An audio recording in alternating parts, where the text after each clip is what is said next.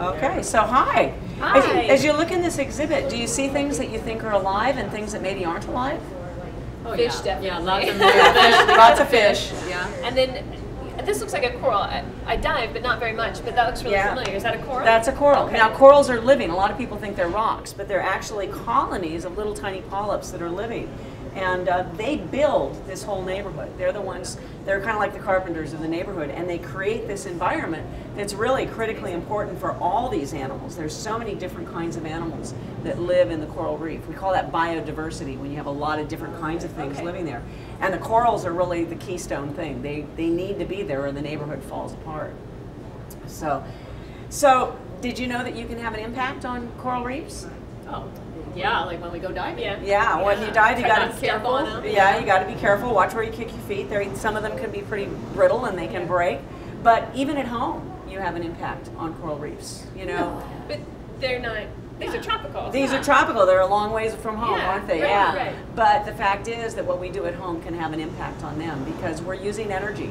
Whether we're driving cars or turning on the lights, we are using energy, and most of the energy that we use is developed by burning something, burning coal or natural gas or some kind of oil.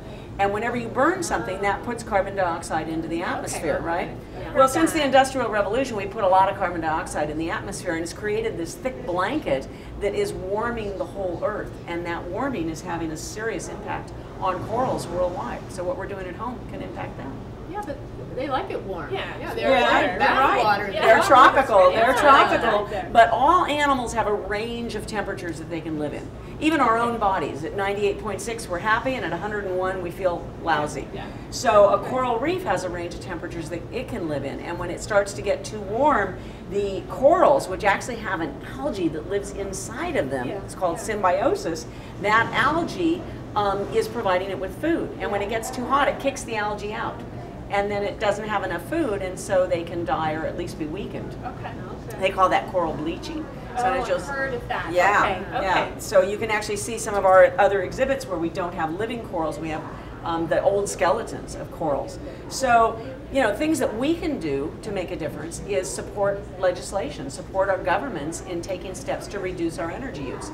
Things like demanding higher fuel efficiency on our cars, or ensuring that we're using a mix of energies to develop our electricity, some solar, some wind, some fossil fuels, but increasing the number of alternative energies that are in the mix there will all benefit the corals.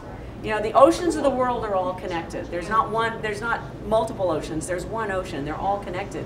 And that blanket of the atmosphere connects us all, from land and sea, connects it all together. So what we do that affects the atmosphere affects the oceans and affects corals even half a world away. Okay. That makes sense. Yeah. Thank you so much. Yeah, thanks for you. explaining that. Thanks for stopping by.